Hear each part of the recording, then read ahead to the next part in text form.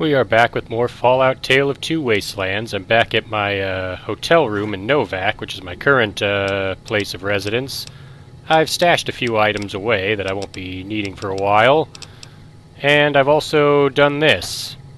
I've gotten Raul and EDE. I used console commands to just have them bring them from wherever they were straight to me so I could talk to them and recruit them as companions. So now I can actually do their companion quests and have them along. First, let's talk to Raul.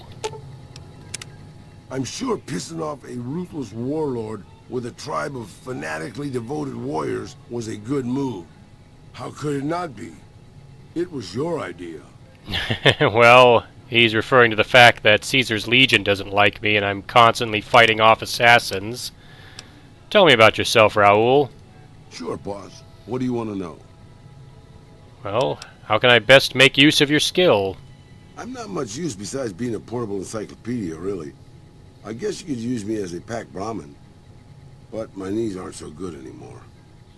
I don't believe that. You must have some skill. That's nice of you to say, boss. But I'm an old man. Not much use to anybody anymore. Time was. I was a pretty good shot with a pistol. I guess I'm still half decent. These old bones aren't much use in hand-to-hand fighting, though. I can also do maintenance work on your stuff. I don't have the supplies for a real repair job, but I can keep your gear working longer.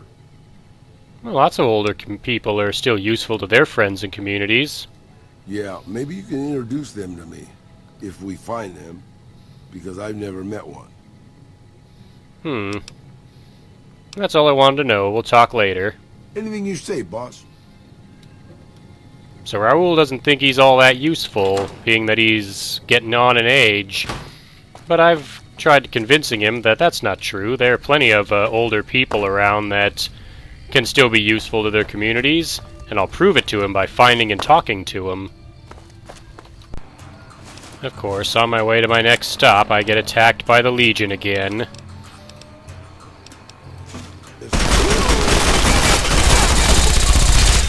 Well, too bad for them. I got some help this time.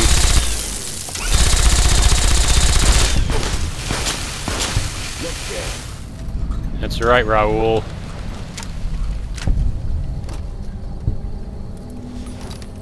I was on my way towards Old Lady Gibson's shack when the Legion jumped me again. So I need to talk to Old Lady Gibson next. So, you're back. Now, where did we leave off? I want to know what you know about Helios 1. The way I heard it, the Brotherhood of Steel ran the place before the NCR took it away from them. I'm not sure who started shooting first. But when it was over, the Brotherhood, with all their fancy armor and weapons, was on the run. Nobody's heard from them since. Well, I know where they are. But that's all I needed. Gotta go. Take care now.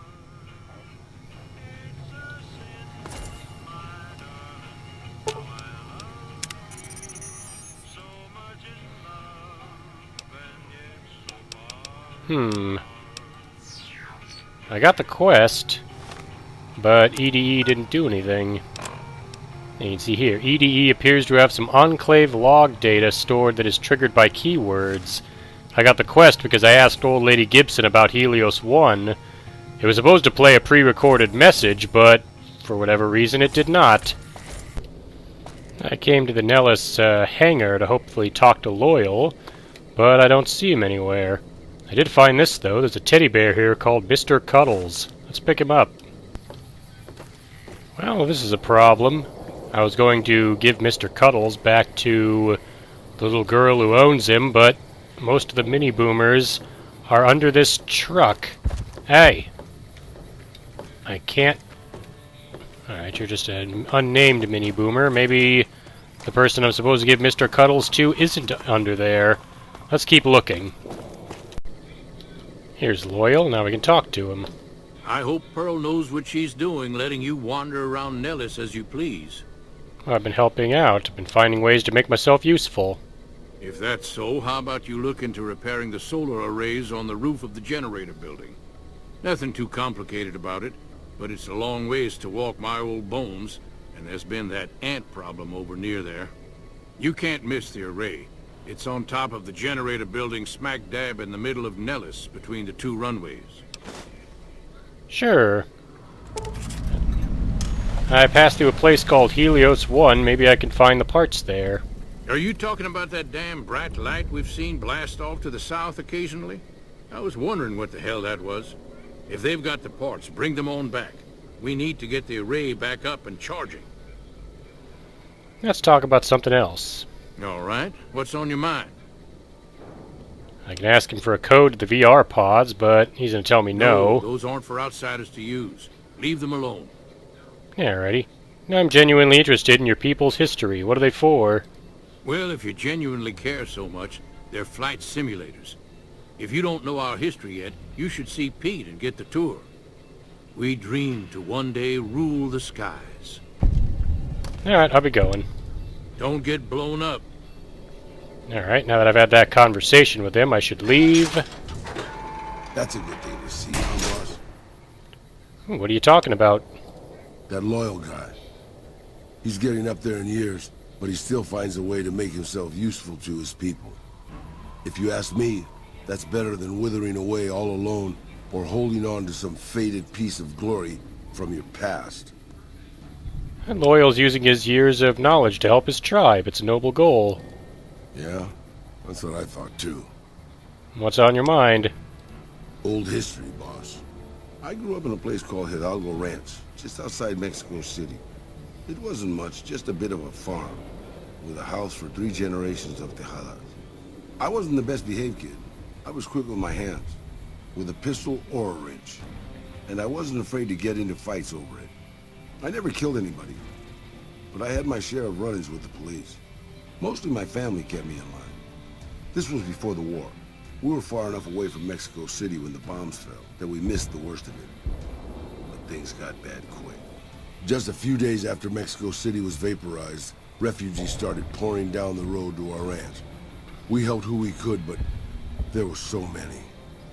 Eventually my father started turning people away before we ran out of food. Things got violent. My father and I got our guns, and we drove them off. About 24 men came back in the night after we'd gone to sleep.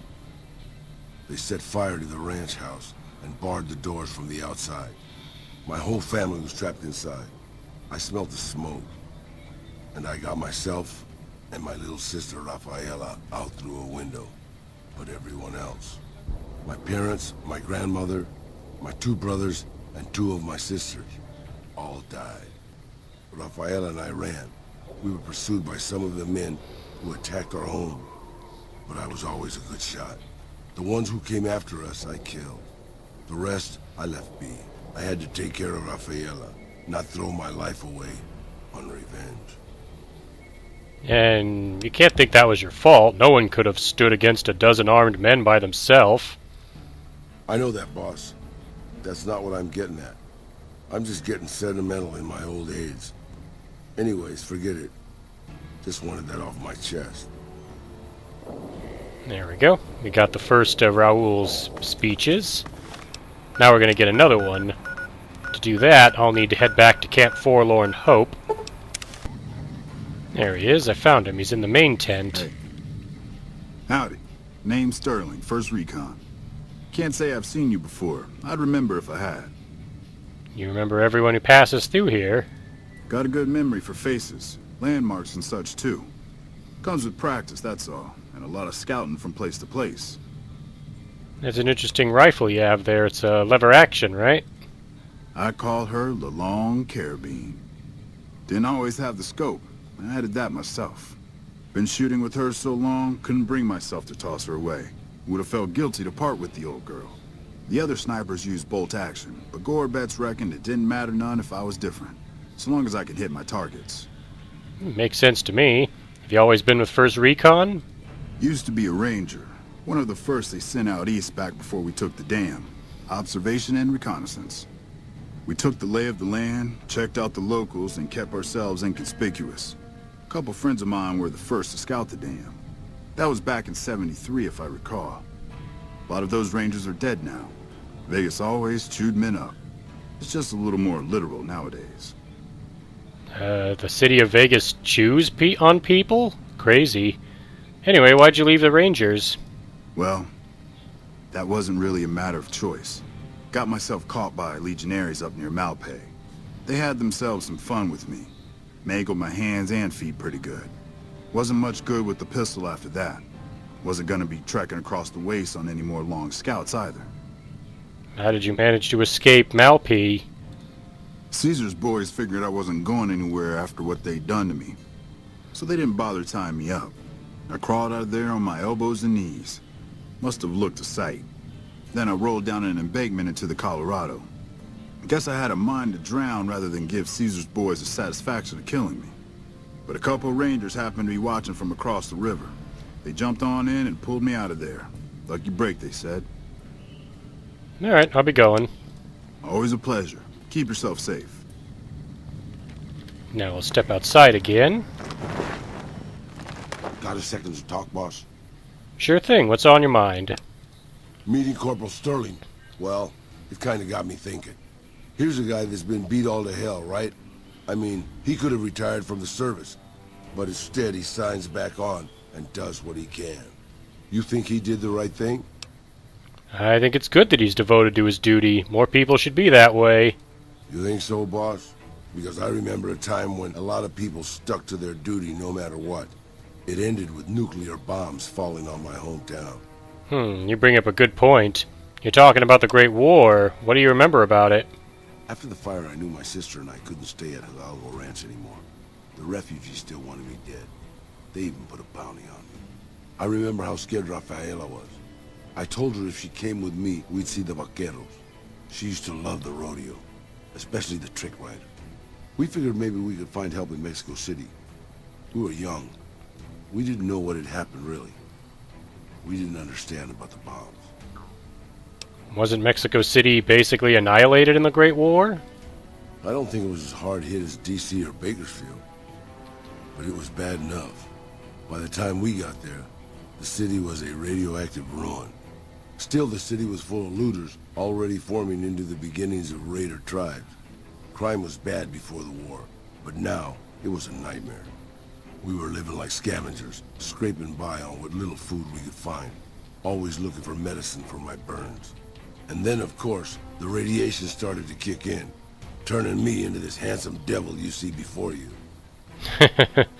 Yeah, I was actually in D.C. I was in the Vault 101 there, and I checked out the D.C. ruins, did what I could to help improve it and all that. Your situation, though, that sounds pretty bad. You're a poet of understatement, boss. But there were moments it was almost worth it. I still remember finding that novelty costume shop. I was just looking around for something I could slice up to wrap my burns when I saw the vaquero outfit hanging on the rack, like it hadn't been touched. I took it, not like anybody else needed it, you know, and wore it back to our camp. Rafaela laughed, for the first time since the bombs had fallen. Wasn't it dangerous to be dressed like a vaquero? I mean, you'd be pretty easily noticed. It was. I started to build up a legend. Sometimes it headed off trouble, but most of the times it just started more. Young punks looking to prove themselves would come looking for me, but my eyes were sharp and my guns were quick. For a while, it seemed like we might even survive there, until Rafaela. What happened to Rafaela? She went out to find some food one day. I was sick, so I stayed at our camp. I guess it must have been the beginning of radiation poisoning. Anyway, it was supposed to be safe, but some raiders happened to pass through where she was scavenging. I won't speak of what they did to her. When I found her body, the only way to recognize her was this funny little scar on her knee from when she was a little girl. That's terrible. Terrible doesn't begin to cover it, boss. I let my whole family down. First the ranch, now Rafaela. I was the last Tejada. I guess maybe I went a little crazy then. I took my guns and went back to that market. I didn't have many bullets, but I had enough. After the raiders were dead, I salvaged what I could from the store. I was tired. I just wanted to be alone forever. I left Mexico City behind. I made my way out to the Gulf Coast. Eventually, I found an old Petro Chico refinery nobody had claimed. I stayed there for a little while, and I thought a lot about my life. I thought about the guns I'd lived by, and what they'd gotten me. I decided my guns hadn't gotten me anything, and it was time to give it up. I took off the old vaquero outfit and put on a Petro Chico jumpsuit. The name tag said Miguel, so I started using the name myself. Eventually, I made it to Arizona. That's another story, boss. Alright, I guess we're done talking about that for now. But there's one more person I can take Raul to see, and he'll finish up his story. And amusingly enough, that person's back at Novak. You may remember I've already talked to him. He's the guy that taught me the Ranger takedown, Ranger Andy. So we'll go ahead and talk to him again. Welcome. Boy, you picked that takedown right up. I'm impressed. Must have had some prior training, huh? So you're with the NCR, right? Was with them. That was back when my arm and leg used to work better. I still like to pretend I'm a ranger, though. I'll check in with the guys up at the station pretty regular on the ham radio. Sometimes they stop by, tell me they're paying their respects, the smug bastards. They haven't been responding to me last couple days. I guess they got tired of hearing me talk, but it still got me a little worried. Hell, listen to me talk, like some damn mother hen. Yeah, would it make you feel better if I checked on your buddies for you? No. They're gonna think I'm having trouble letting go. They're good soldiers. I don't give them enough credit. Tell me more about the Rangers. They're the NCR's finest. A one-man platoon, each of them. You got a job where even thinking about it would scare a man senseless? That's when you bring in the Rangers. And if you see a squad of veterans, guys who are in their black armor, well, you won't find a more beautiful sight. I'll be going. Hey, wait a sec. I know what I said, but if you find yourself by Ranger Station Charlie, let me know what you find. I'd be interested. Okay, sure.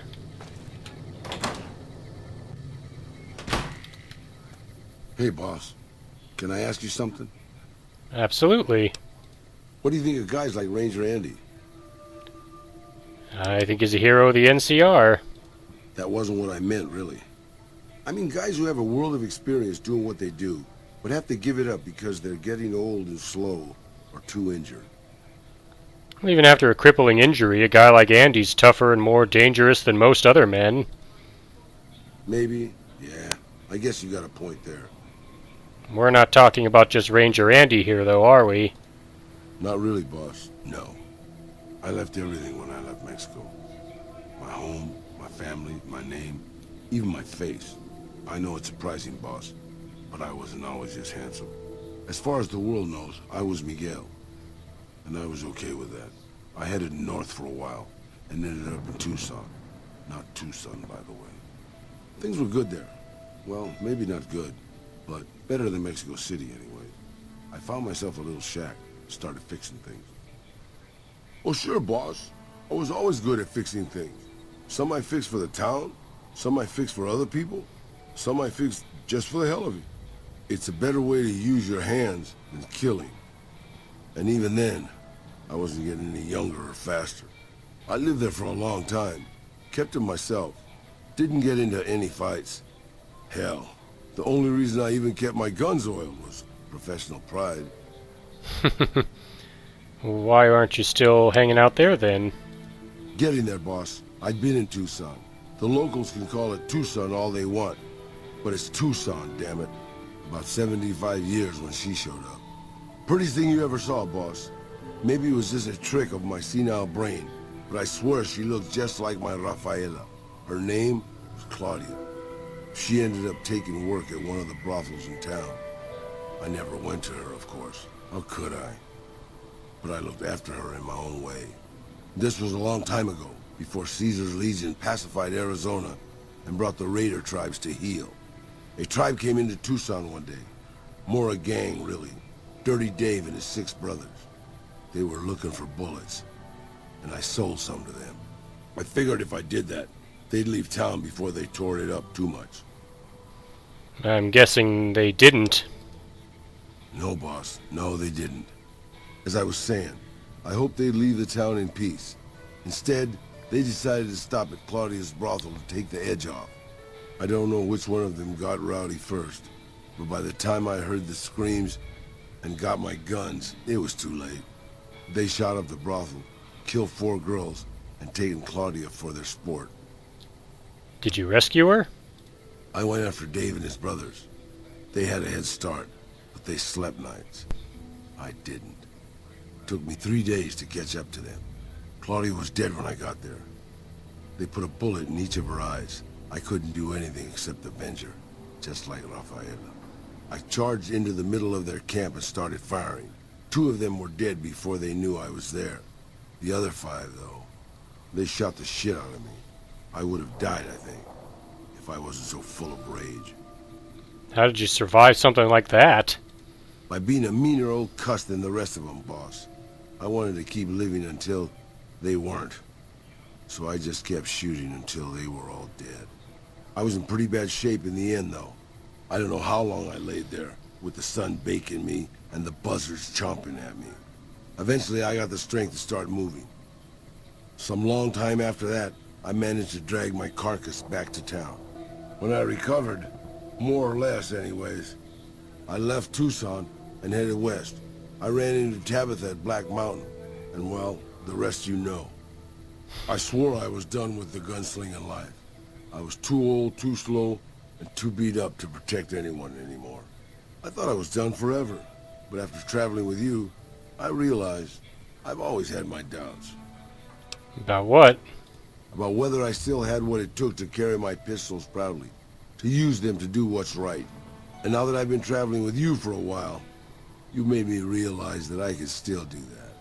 Maybe I'm not as tough as I used to be, but my brains can make up for that. And my hands are still quick enough. It's time to put the guns back on. I think it's a great idea, Raul. Let's hope you put them to good use with me. You can bet on that, boss. There we go. Raul has gained the Old Vaquero perk, which increases his rate of fire with revolvers and lever-action firearms. And he gets a new outfit where he dresses like a vaquero. Right now I've given him a couple of assault rifles. I don't think he'll get the benefits from those, but if I find any lever-action rifles or some revolvers, I'll give them to him, and he'll make good use of them. Anyways, last time I left off, I was supposed to go into these vaults and find the items for the Brotherhood of Steel bunker for Still in the Dark. I thought I'd get clever and take that shortcut into the abandoned Brotherhood of Steel bunker, and, well, you know how that ended for me. So instead, we'll just head to the vaults like Senior Knight Lorenzo told me to in the first place. Yeah. Time for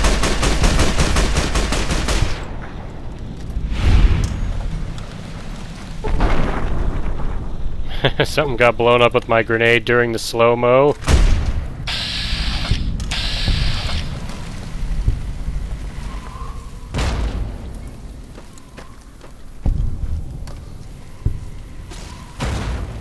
Yeah. Time for more fighting. Okay, I guess we're doing this. Alright, how many more ants want to get blown up by grenades? Over there?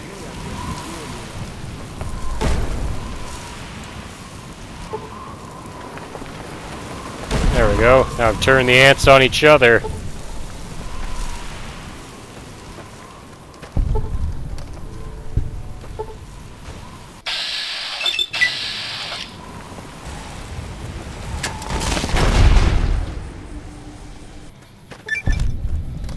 Here we are, we're at Vault 11.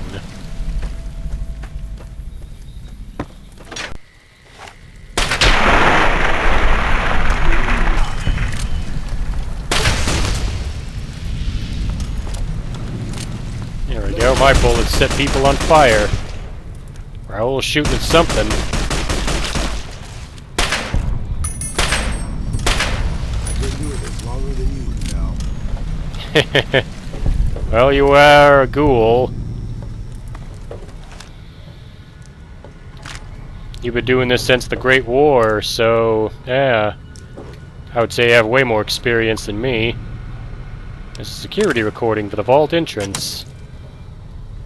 Apparently I walked right by this. There's a pile of skeletons here next to a gun. Yeah, 4 corpses at the front entrance of Vault 11 and a strange recording point to sinister events. Determine what happened to the citizens of Vault 11. Are we really gonna do this? It's open. We could just leave. Not after that. We don't deserve to leave. The example. That's what it called us. But we were. We did what we were supposed to. Could I trouble you Not for by some a bullets, long boss? shot. If anybody would have done what we did. You ask me? That's exactly the problem. Now let's get on with this. I'll go first. Wait. People should know what happened. They could learn from it. If there's anyone out there at all, I hope they never have to find out. Ready, Harry? Yeah. No, wait!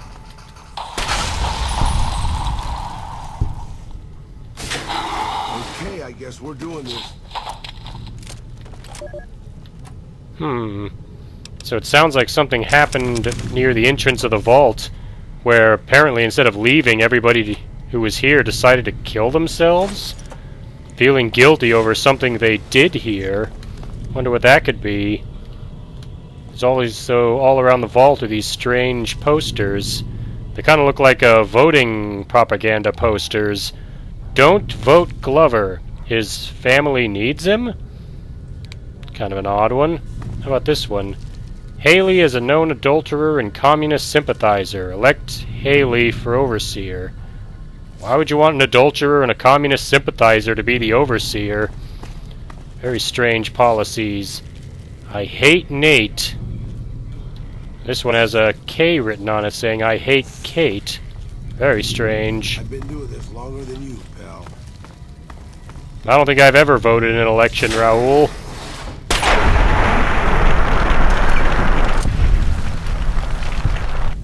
Anyways, I know one of the parts I need to fix the air filter in Hidden Valley is in this vault somewhere. Got that one? Good job. Don't worry, like Butch, Raul and EDE can't be killed while they're my allies.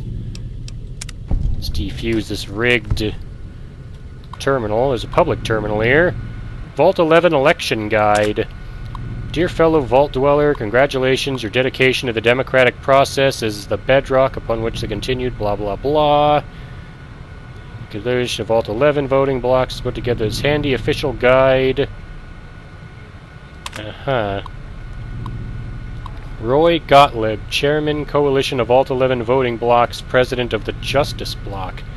Candidate Henry Glover, Endorsements, Utilitarian Block, Divine Will Block, Allied Service Workers Block.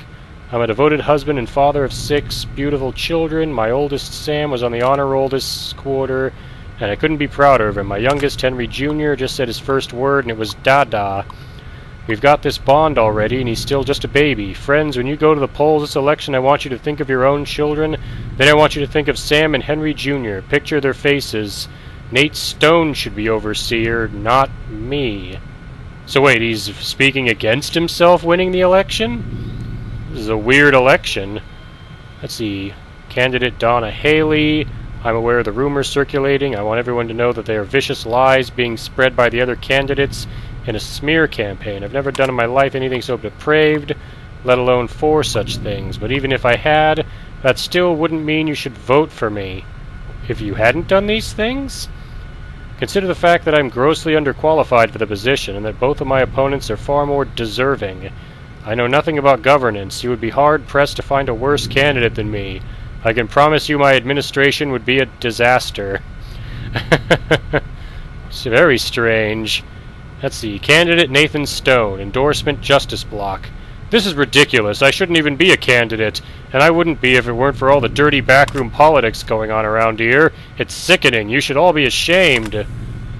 Wonder why nobody wants to be, elected. Fellow citizens, due to the tragic events of the past few days, the coalition of Vault 11 voting blocks has unanimously decided to postpone the election for overseer pending further investigation into the murders. People were killing each other over these elections? Your security team wishes you to know that they are working tirelessly day and night to find the perpetrator and are already following up on a number of promising leads. God willing, if the killer is apprehended swiftly, we may have found a promising new candidate for overseer. Sincerely, Terry Hart, President Human Dignity Block. So they want to find the murderer so they can elect the murderer to be their overseer. What kind of vault is this? Overseer Order 745. This ought to be good. Effective immediately, the traditional selection process for Overseer is hereby ended.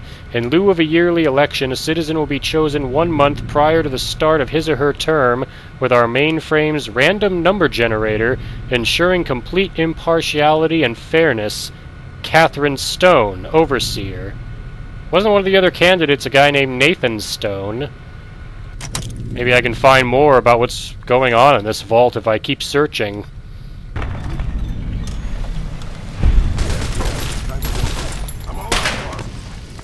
Looks like the giant rats and the mantises don't like each other. They're fighting one another. And Raul's picking off any of the stragglers. I found this computer in the living quarters, a personal terminal. It's very easy to hack, so I should be able to get into it easily enough. There we go.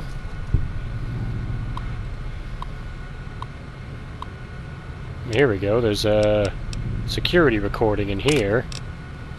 She can't do this. It's done. We're done. Nothing's done. She's got the authority. The only thing she can't do is change her own fate. Nothing says she can't change the selection process for future overseers. I say she can't. You shouldn't have toyed with her like that, Roy. We still have the majority. We don't vote for anything anymore. I'm not talking about voting. What then? You want to have a sit-in? A hunger strike? Not exactly. Maybe march into her office with torches and pitchforks? Yes. Come on. I mean it. What? Start a revolution? Laws don't outlast their governments. Roy, all we have to do is wait until someone from Justice Block gets picked for Overseer. Then we have them change the law back. There won't be any blocks after the new Overseer is picked tomorrow. Everyone's going to move on. By the time we've reformed, who knows if we'll still be in the majority? We can hold the block together. You don't know that. Besides, what if the computer picks you? What if it picks me? And your solution is to start shooting? Not if we don't have to. Look, we arm up. Go to the lower floors, take some strategic targets. Power, food, water. Just until she turns authority over to us. The other blocks won't support it. They're tired of us having the power. We have the majority. We don't need them. This isn't a vote, Roy. They'll fight back. They hell of a way to test it. Huh, I wonder what could have possibly happened. Apparently they're upset that the elections were done away with. That the Overseer said no more. They wanted to take over the vault, and I'm guessing that led to a riot? It's probably why everybody's dead. On this computer in the armory, there's a deposition. Excerpt from the deposition of the defendant Catherine Stone by Vault Attorney Gerard Miles. Catherine Stone, she was the one that instigated Overseer Order 745 that undid the election process. Let's see. Okay, let's pick up where we left off, Kate. Catherine. Sorry, right, Catherine, I keep forgetting. My husband calls me Kate. You were telling us of a discussion you allegedly had with Roy Gottlieb of the Justice Block. That's the voice we heard in the recording. Not allegedly, had. We've been through this. It's still just your word against his, Miss Stone, but please, the discussion. He said my husband's name had come up in their meetings, the candidate endorsement meetings. Yes, they were going to endorse him. He wouldn't say why, but I know my husband had a regular poker game with some of them, and he'd been on a winning streak lately. And according to you, what did Mr. Gottlieb offer? He said that he could sway his block, prevent the endorsement, but only if you what, Catherine? Only if you performed sexual favors. Yes. Oh boy. Was this just for Mr. Gottlieb? No, all the block leadership, their friends. Yikes. Am I even sure I want to know what these elections are about now? Anyway, let's continue. You agreed. What else could I do? They had a majority. How long did this go on before the endorsements came out? I don't know, a month maybe. And when they came out and your husband was endorsed despite your supposed agreement, that was when you decided to kill members of the bloc. Yes, I thought their majority is pretty slim. If I thinned things out a little, especially in the leadership, someone else might get elected. So, Catherine was the murderer. I guess they found her and made her the overseer, but again, why would they do that? Yeah, the rest of this confirms it, assuming you weren't caught. No, Mr. Miles, I wanted to be caught. That was my best chance. Now they'll elect me. A confessed murderer. You think voters would be willing to risk putting you in charge? They have to pick somebody and live with their reasons. Yes, but wait and see. So she knew that by killing people, they would vote her to be the overseer? Vote Stone for overseer. I hate Kate. Now it's all starting to make sense somewhat. But why would anybody want to why would nobody want to be elected to be the overseer? That part I'm still not completely sure of. It looks like this part of the lower level has been flooded. But according to my marker, what I need for the bunker should be in here somewhere. So I'm going to look around and see if I can find it. Here we are, it's in this locker. The differential pressure controller. That's what we needed. Alright, so that's done, and I'm all done here for the Brotherhood. But why don't we say we find out what the deal is with these elections and what really happened here in Vault 11. Well, I worked my way into the cafeteria where we found this. The prepared speech of Gus Olson, Ombudsman, for the annual Overseer election. Prepared speech, good afternoon. Each year it is the appointed task of the Ombudsman not only to officiate the election, but to chronicle it in hopes that after the last Overseer has finished his term and walked to his death in the chamber beneath his office, and the vault has become still, that one day some excavator from humanity, or perhaps some yet unknown race of super beings, might find our records and incorporate them into historical canon. So wait a minute. There's a death chamber in the Overseer's office? But lately it's occurred to me that that's not really why. I think the real reason we do this is because we want to believe that somewhere in the archives there's an answer to all of this. Or perhaps there will be one when the historical records are completed and the whole story is told. We want it to make sense, to understand why the Vault's mainframe will kill us if we do not offer one of our own as a yearly sacrifice. The computer mainframe of this vault was forcing them to sacrifice each other? To fully comprehend why we continue to have these elections despite the unfettered corruption that has plagued it for what must be decades by now. They've been doing this for years. There was a simpler time when elections meant shaking hands and kissing babies, but now the rise of the voting blocks and this infestation of bribery, drug trafficking, smuggling, and God knows what else, we want to know why. Well, I've been through the archives, and I can tell you won't find the answer there. You'll find an account of the first Overseer, who entered the vault as the only citizen aware of the sacrifices that would have to take place. But he didn't have the answers either. If he did, surely he would have foreseen the citizens' anger when he broke the news.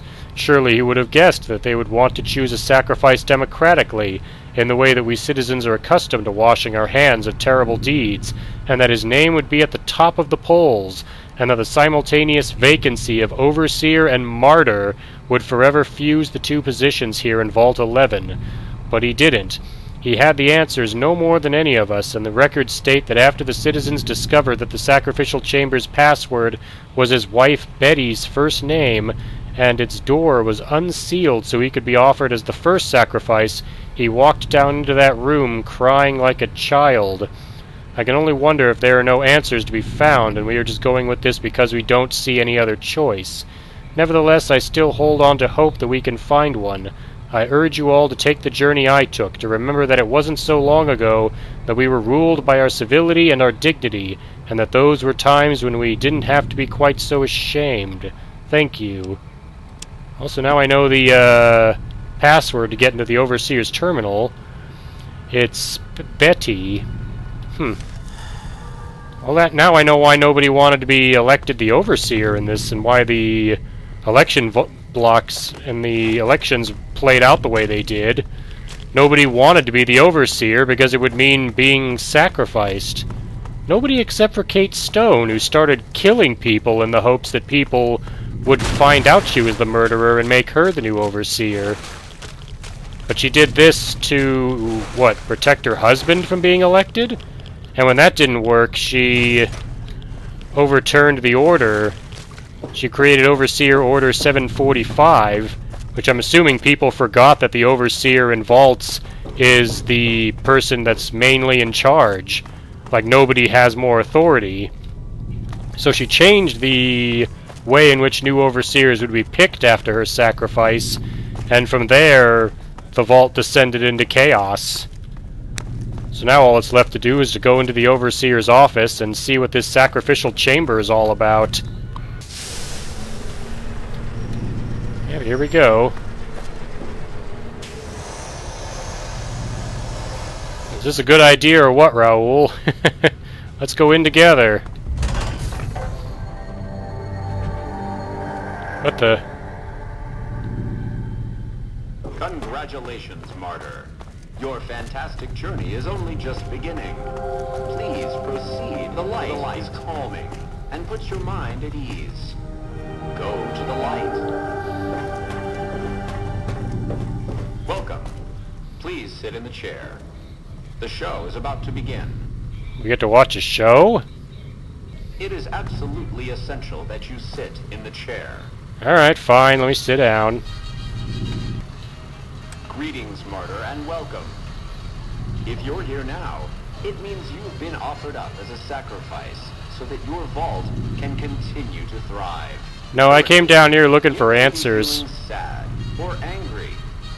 Perhaps you never got to have grandkids, or to enjoy the pleasures of a fresh cigar. But march with your chin held high, soldier, and remember that each of us has an important role to play. For some people, their role might be to heal the sick. For others, it might mean they will drive a race car or fly a rocket ship. And some of us are meant to forfeit our lives for the good of the people. Sure, it might not be as fun as driving a race car, but it's every bit as important. Let's take a moment to reflect on the moments that made your life worth living. Think about that time you kissed your steady girl for the first time under the bleachers at the big game. Or when you snuck out after... Who is this recording think I am? ...that your parents wouldn't let you see because it was too scary. Boy, were they right. And who could forget when you met the love of your life? What a looker. These are just examples. Do you feel that feeling stirring in your chest as you think of these things? Good. What you are feeling is peace. You've led a great... I'm guessing this was supposed to comfort the people that were brought in here to sacrifice. But I'm guessing it didn't work. Close your eyes now, and imagine what joys await you in the next life. The afterlife. Can you see them? Good. Yeah, I don't think so.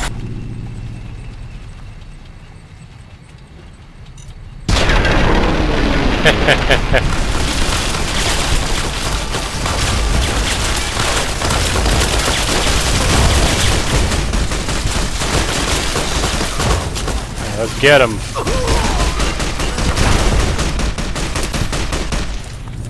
He's left. Now you can see the skeletons of the other overseers that were sacrificed in here.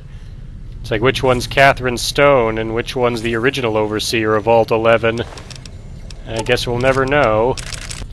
Now that we've survived inside the sacrificial chamber, we can go in here, and we find the Vault 11 mainframe. This is the one that wanted everyone to perform their sacrifices. Let's see, override lockdown, so I can override the lock-end so I can get out now. Let's see, the system recording, Vault 11 solution, and the automated response from the mainframe. And that completes the unmarked quest to find out what happened in Vault 11. So while we walk out of here, what do you say we listen to these recordings and see just how all this came about? Or really more how it ended. Alright, I know you can hear me, so listen up. There's 5 of us left. 5 out of I don't know how many. So, it's over. We've talked and it's over. We're not gonna send anybody to die anymore. So shut off our water, our gases, or do whatever it is you're programmed to do. But we're done listening to you. I see. I'm assuming what happened was, with only 5 of them left, as he said, they decided to just give up, and they all agreed, let's just all die at once. We'll refuse to send down a sacrifice so that the mainframe kills us all. But they got all the way to the vault entrance. I wonder what happened. Well, the automated response might tell us. Congratulations, citizens of Vault 11. You have made the decision not to sacrifice one of your own. You can walk with your head held high, knowing that your commitment to human life is a shining example to us all. And to make that feeling of pride even sweeter, I have some exciting news. Despite what you were led to believe, the population of Vault 11 is not going to be exterminated for its disobedience. Instead, the mechanism to open the main vault door has now been enabled, and you can come and go at your leisure. But not so fast. Be sure to check with your overseer to find out if it's safe to leave. Here at Vault Tech, your safety is our #1 priority. Oh no! So you're telling me that when there were only 5 people left in the vault, the 5 that made the suicide pact that are right here, who killed themselves with this gun shortly after they got this message from the machine, they discovered at the very end of it all, after all the corruption, all the elections where they would elect someone to be overseer with the purpose of that being the sacrifice, that once they decided they weren't going to sacrifice anyone anymore, they find out that's what they were supposed to do all along, and they didn't. No wonder they killed themselves. Yikes. So that's Vault 11, everybody. I've come back to Camp McCarran so that we can get another quest for the other area I'm going to next to get the last item I need. I'm going to talk to this guy, Thomas Hildern. A pleasure to meet you. I'm Dr. Thomas Hildern, Director of Operations, OSI East. I presume you're here about Vault 22? No, this is the first time I've heard about Vault 22, even though I'm actually on my way there. No, they wouldn't have briefed you, would they? Probably better that our junior fellows stay within the bounds of their pay grade anyway. Vault 22. Where to begin? Imagine, if you will, the wasteland in bloom. Vast fields of corn that grow from seeds and produce their bounty in the space of a month. Orchards of trees, their branches weighed halfway to the ground, hung with fat, ripe oranges, a harvest that could feed a city or a nation. And all this, requiring no more than a few drops of precious water, and the efforts of only a handful of human farmers. Impossible? Nothing's impossible. Precisely. Science has proven that truth 1,000 times over. But how many wasteland savages believe it? Present company accepted, of course. The bounty I described to you is no idle fantasy. It exists in primitive form only a few miles from where we stand. We need only reach out and unlock its secret. For that, the OSI needs you. Tell me more. Good. I thought I sensed the kindred soul in you, beneath the wasteland veneer. What's that supposed to The mean? inhabitants of Vault 22 unlock the secrets of vegetative growth. Plants are spilling from their gate. No one tends them. No one waters them. Yet they multiply and spread in all directions. Find the reason for this miraculous growth, and I promise you the OSI will see that you are generously compensated. Alright, sure, I'll do that. Good. No need to check in with the NCR authorities. I can authorize your payment from OSI accounts. Vaults typically contain a server room on a lower level, where they would have backed up their research data. A computer room, you understand? Download all the information on the central server to your Pip-Boy, and you'll be certain to bring me any notes or samples that you find, won't you? Best of luck to you. Not that you'll need it. You seem like a reasonably competent person. Well, that's because I am. Plus, I'll have EDE and Raul with me. Did Dr. Hildern... This really isn't any of my business, but... Did he give you a job? Yes, he did. He asked me to go get some data from Vault 22. I shouldn't say anything. I know that. But you're not the first person Hildern sent out to the vault. There were a lot of mercs. one after another. None of them came back. Then about a week ago, there was a scientist, Keely. She's unusual. Not the sort of person you'd expect, but she's an absolute genius, and he didn't mention her? Not even her name? Or any of the other mercs? Maybe Hildern and I should have another talk. No, wait. I don't mean to see any harm come to Dr. Hildern. Unless by talk, you just mean talk. Of course. Listen, I make a fair wage, but I'm not rich. Not by any means. Maybe my kind of money wouldn't appeal to your average merc. But I'm willing to pay you if you'll find Keely and make sure she's safe. Isn't right leaving her out there. No idea if she's alive or dead. Alright, I'll try to look for her. I had a good feeling about you. Moment you walked in. I mean it. Alright, I'll be going. Right. Good luck. So Dr. Hildern wants me to bring him information about Vault 22 and some kind of miraculous vegetation growth. And Angela Williams here wants me to find another doctor that he sent there, a scientist named Keely. So I think our next stop is to head to Vault 22. What's that say? Stay out, the plants kill? Congratulations, you've discovered all of the vaults. There we go, I've got Vault Hunter, which is to find every vault. So Vault 22 will be the very last vault we explore in Fallout Tale of Two Wastelands. I mean, it warns that the plants are killer, but so far I don't see any danger. Let's head into Vault 22. It says Restored Terminal. Let's see, Vault 22 Expedition Entry 1. I've established a temporary camp inside the entrance of the vault. Power inside is minimal, but still running, and I've managed to hack into one of their security terminals. The logs show several people have entered the vault over the past few months, but none have left. It's getting late, so I'll resume the expedition in the morning. Keely out. Alright, so Dr. Keely was here. Growth in the interior matches the exterior to a T. It's a little surprising given the scarcity of sunlight in the entrance room, but even more surprising is that they seem to originate from further below. Maybe that fool Hildern was onto something after all. Alright, so Dr. Keely is, or was here at some point. Maybe I can find her. We can take the elevator. The elevator does not seem to be working. You could probably pop open the nearby panel and tinker with it to get it working. Sure, let's do that. There we go. Now I have free reign to go wherever I want. Alright, I found a computer terminal that says current inventory for storage room 2 does contain 20 HEPA cartridge filters. There are 6 of them. That's what I need. So now I just gotta go in. Somebody blocked it off. Probably in those lockers right there. Looks like there's an opening there, some kind of cave or something. I'll have to look for that and see if I can find a way in. Alright, I'm headed to the 3rd floor to see what I can find. What was that? What in the world is that thing? Hey, I guess we're doing this. Spore carrier.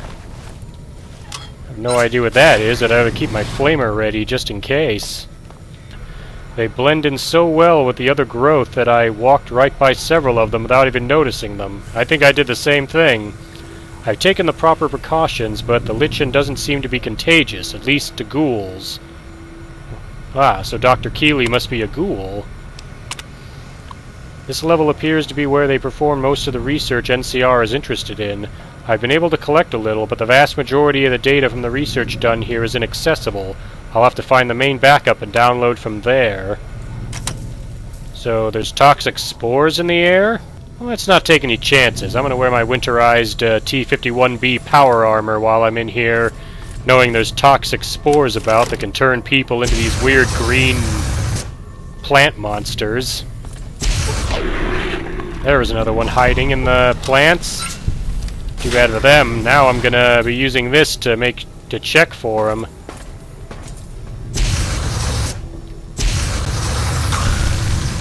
There we go, I got another one. Just like spy checking back in Team Fortress 2.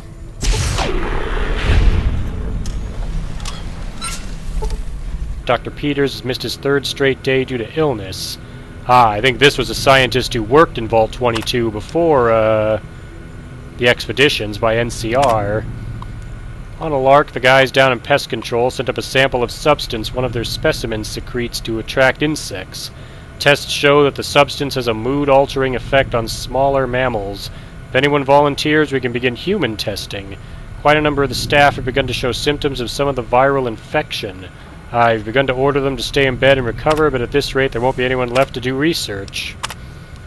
Not much to report. The mood is unusually somber in the wake of Dr. Peters' passing.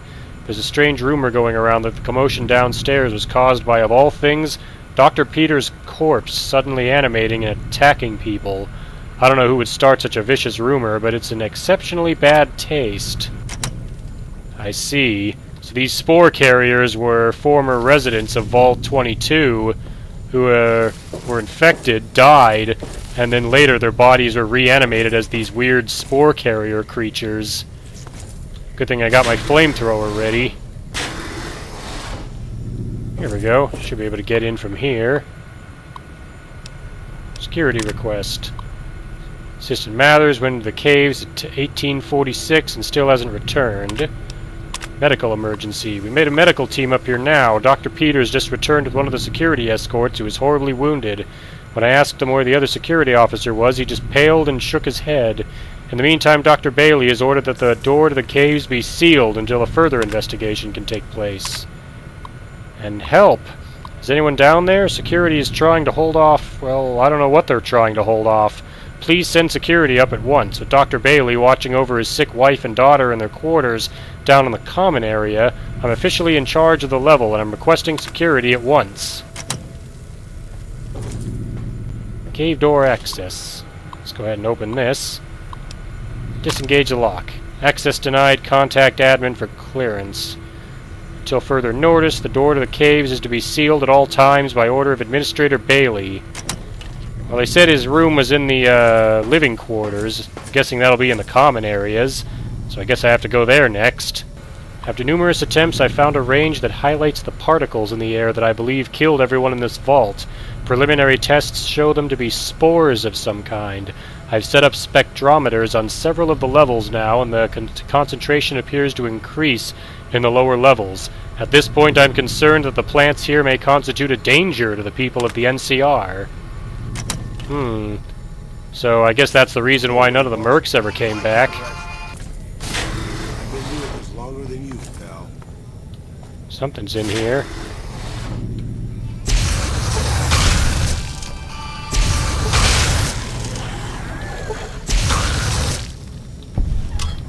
Back, boss. Oh, here's the Vault 22 cave door key. Whoa, what the... thing looked like a piranha plant from Super Mario Brothers.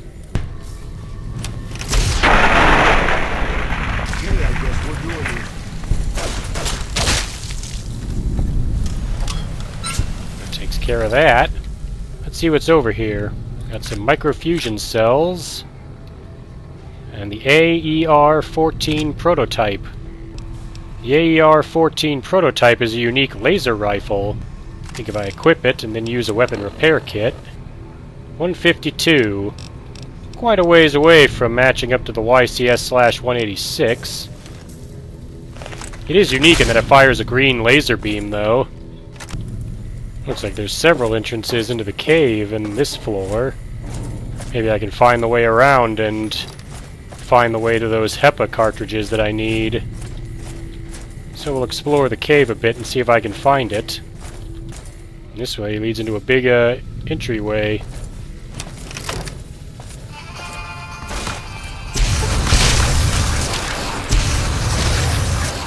That's right, bring it on. Can't hurt me, I'm wearing power armor. There we go, get torched, mantises. There's someone here, I think that might be Keeley. Took your sweet time. I suppose the NCR sent you? Yeah, that's right. Angela Williams asked me to come and find you. Oh, she's such a dear. Not like that pompous little pedant she works for. But that's neither here nor there. These plants have gotten completely out of control. I've got a plan to deal with them, but I'll need your help. Sure, I'd be glad to help. Good. Meet me on the second level, and I'll explain what needs to be done. Alright, so I found Dr. Keeley. She's heading to the second level. I need to find the way to the third level first, and so I can access the locker that contains the HEPA cartridges. What's this? Did you do these repairs? Not bad. Not bad at all. Saves me time, I guess. See you upstairs. Alright, so Dr. Keeley compliments on the fact that I repaired the elevator. If you didn't repair the elevator, Keeley repairs the elevator herself at this point. Now I have the override key for the cave door. So disengage the lock. Get my flamethrower ready, because it looks like there's going to be a lot of opposition in here. Well, looks like it's just going to be mantises. We can handle that, right, Raul? Especially with my flamethrower. Here we go, I think this is it. Oxygen recycling. This is also the floor I'm supposed to meet up with Dr. Keeley.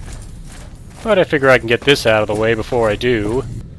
There it is, the HEPA 20 cartridge filters that I need for the Hidden Valley bunker. Good, you're here. Ready to begin? Sure, what do you need my help with? Time is of the essence, so I'll be brief. This place is filled with spores that are toxic to humans, and we need to get rid of them. I've pumped the vault full of a highly flammable gas that, once ignited, should destroy the vast majority of spores. There's one problem, though. The gas becomes semi-inert on exposure to oxygen, meaning the gas will have to be ignited close to where it's being introduced. I need you to find the vents where the gas is being pumped and ignite it. Oh, and survive the resulting blast. It sounds pretty dangerous, but I'll do it. Good. Return to me when it's done. Alright, there's the gas. Do I hear beeping, boss? I think I hear beeping. Yeah, there's going to be a little more than a beep going on in just a moment. And ba-boom. Alright, now back to the second floor. And there we go. Find the vents and ignite the gas, and let her know the spores have been purged. Ah, good. You survived. I was beginning to think you hadn't. You'll be pleased to know that the spores should no longer be a problem. Now all that's left is to ensure that none of this ever happens again. The research that led to these abominations must be erased. What needs to be done? I've managed to create a connection to the vault's backup system from here. I just have to remotely delete all the files, and we're done here. Will it take long? No, it shouldn't take all that long. Just a few more moments and... it's done. We can rest easy. I've unlocked the door, so you're free to run along now. Although it pains me to say it, I wouldn't have made it out of here without your help. If you're heading back toward McCarran, tell Dr. Williams that she has my thanks as well. And I gain karma. Alright, so we're done here. I've rescued Dr. Keeley, and I've gotten the HEPA cartridges that I need. And means I can go back to the Hidden Valley bunker. And I've come back to Camp McCarran to let Dr. Williams know that I rescued Keeley. Keeley just called in. You should have heard the director. But wait up. Now look here. She wouldn't let him finish a sentence. Just reamed him out for sending all those people to the vault. I've never seen his face so red and twitchy. Thanks for keeping her safe. Here's the caps I promised. I knew I had a good feeling about you. There we go. Goodbye. Thanks again. Really, I owe you. And since I don't have the data, I complete the quest There Stands the Grass. I did the right thing destroying that data. I'd rather not have to deal with more of those spore monsters in the future. Imagine those things out and about in the outside. Be a disaster. I'm sure the Brotherhood won't mind at all me bringing a ghoul dressed up as a vaquero in with me. Good to see you. Alive, that is. Have you found all of the components yet? I sure have. I'm not going to go into the details of the little side trip I took on the way to getting these, but I have them all right here. Really? I mean, that's great. I knew you could do it all along. I'll get right to work installing these. Why don't you go tell the Elder the good news? I'm sure it'll be a huge load off of his shoulders. Back again, I see. Have you found all the components we need? I have done so. Lorenzo is working on the L filter now. Good news for a change. Your efforts have humbled me, outsider. You have done more than I could expect. even from my brothers. Moreover, I've been going over the scouts' reports, and keep coming up with the same conclusion. The NCR is not the threat I've believed it to be. We should not have had to rely on your help in this crisis. I believed my actions were guided by caution and prudence, but I now see the truth. People called me a hero after what happened at Helios, but I left that battle scarred by fear, and have allowed that weakness to govern my actions. That ends now. I will undo the wrong I have done my brethren and lift the lockdown. With luck, we will once again flourish. Please, take this. It is a small token of my thanks, and scarcely begins to repay the debt owed you, but is all I am allowed to give an outsider. This key will allow you to use our safe house to the northeast. I hope it will prove useful in your travels. There we go. And I'm liked by the Brotherhood of Steel. I want to join the Brotherhood. You've certainly earned the right, but I'm afraid there's a slight matter of protocol that must be dealt with first. Exceptional individuals, like yourself, are sometimes allowed to join the Brotherhood if they perform a valuable service for it. While your actions up to this point have been commendable, I am afraid they don't quite qualify as such a service. However, I do have another task that fits the bill rather nicely. Would you consider undertaking it? Sure thing. What is it? As one of our patrols discovered, the mutants just to the northeast have become strangely violent in the years we were secluded. However, this turn of events could also be an opportunity. We mostly left the equipment of the communications array there alone, out of respect. As the inhabitants have now proven themselves hostile, no more respect will be accorded them, making their equipment fair game. I want you to head up to the summit of Black Mountain and install this remote signal transmitter in one of their consoles. It will allow us to tap into the radar and other detection systems running there, assuming they're still operational. If we're going to operate on the surface again, it would be nice to do so with as much information at our fingertips as possible. Good luck. No, luck won't be necessary. This is going to be super easy, since all the mutants are gone from Black Mountain thanks to me repairing Rhonda and sending Tabitha on her way. Oh, of course, that's bad news for Raul, that we have to go back to Black Mountain. I'm sure he's not going to be too excited about going back there. So we just come back in here, go to the radar console, and install the remote signal transmitter.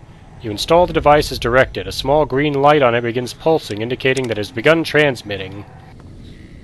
There you are. A few of us wanted to thank you for being such a good friend to the Brotherhood, so we've set aside some of our recycled energy cells. We'll leave a few of them in that footlocker in the corner every so often. The Paladins scoff at using recycled ammo, so no one should mind. Oh, well, that's nice of you. Basically more energy weapon ammo. How much do I get? That's actually not too bad.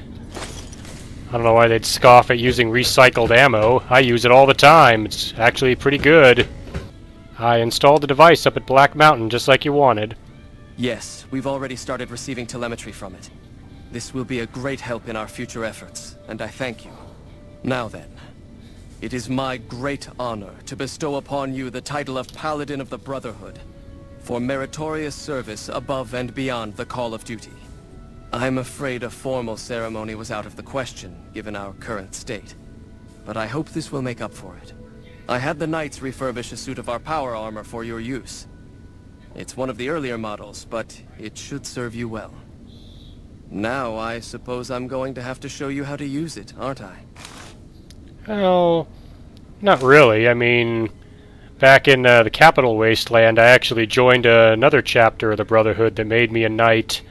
I don't know if a paladin is a promotion to that or not, but to make a long story short, I already know how to use power armor. A person as well-traveled as yourself is bound to pick up all kinds of skills, I suppose. Luckily, that's not all I have for you. I've also given the order that all of our equipment be made available to you, not just the more mundane arms. You're a member of the Brotherhood now, and your gear should reflect that. Lastly, you will be allowed to come and go as you please.